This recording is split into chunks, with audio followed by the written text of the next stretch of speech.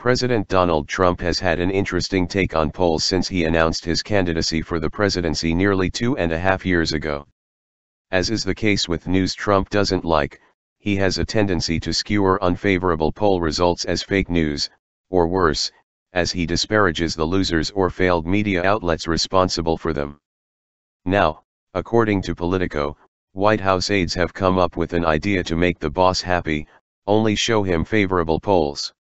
Most polls that cross Trump's desk these days usually focus on responses from his supporters. Aides in the White House often show Trump polls designed to make him feel good, according to aides and advisors. Usually they're the ones that focus just on voters who cast ballots for him in 2016 or are potential Trump supporters Trump's base, but occasionally include public polls like Rasmussen, depending on what the numbers say.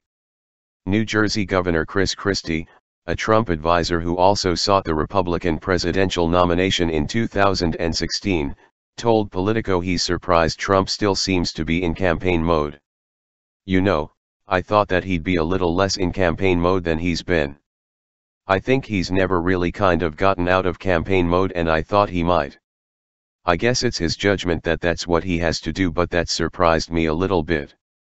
Ari Fleischer, former White House press secretary under President George W. Bush, told Politico the best way to get booted from the Oval Office was to bring in poll results for the boss.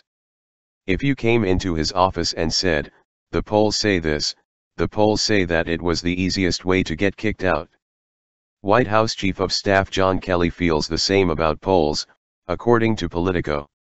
Regardless, Trump watches them like a hawk.